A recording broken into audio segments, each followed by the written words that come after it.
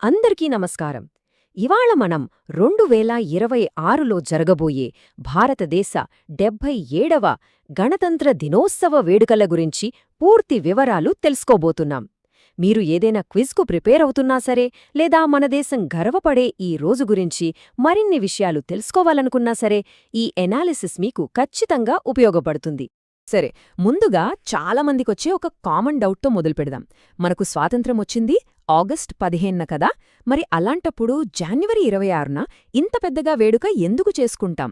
ఈ ప్రశ్నకు సమాధానం తెలిస్తేనే మనకు రిపబ్లిక్ డే ప్రాముఖ్యత ఏంటో పూర్తిగా అర్థమవుతుంది. ఆ ప్రశ్నకు సమాధానం తెలియాలంటే మనం మన స్వాతంత్ర పోరాటంలో జరిగిన 2 ముఖ్యమైన సంఘటనలని గుర్తుచేసుకోవాలి.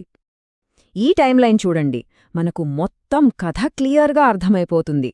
1930లోనే భారత జాతీయ కాంగ్రెస్ మాకు పూర్తి స్వాతంత్రం కావాలి, అదే పూర్ణ స్వరాజ్ అని ప్రకటించింది. ఆ చారిత్రాత్మకమైన రోజు జనవరి 26. దానికి గుర్తుగా మనకు స్వాతంత్రం వచ్చింతర్వాత 1950లో మన సొంత రాజ్యాంగాన్ని అదే రోజున అంటే జనవరి 26న అమల్లోకి తెచ్చుకున్నామన్నమాట.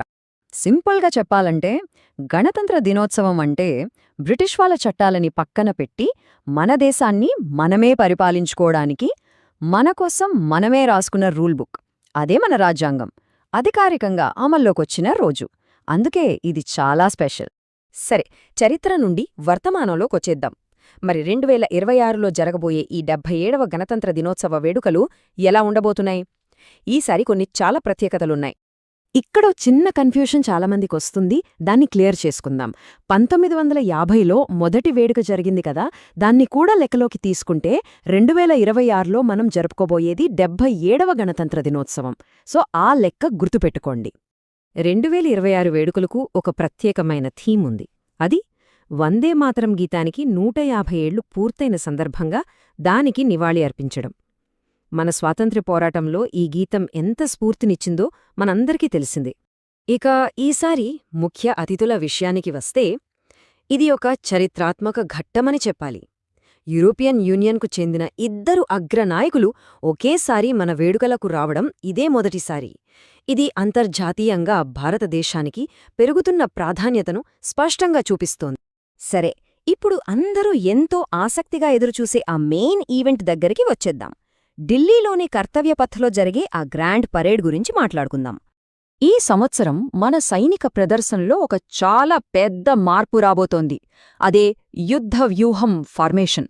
అంటే కేవలం కవాతు చేయడం మాత్రమే కాదు, నిజమైన యుద్ధంలో మన సైన్యం ఎలా కదులుతుందో ఆ వ్యూహాన్ని మనకు కళ్లకు కట్టినట్టు చూపిస్తారన్నమాట. ఇది ఫస్ట్ టైం జరుగుతోంది. ఇక క్విజ్లకు ప్రిపేర్ అయ్యేవారికి ఇది చాలా ముఖ్యమైన స్లైడ్. పరేడ్లోని ముఖ్యాంశాలన్నీ ఒక్కచోట ఉన్నాయి.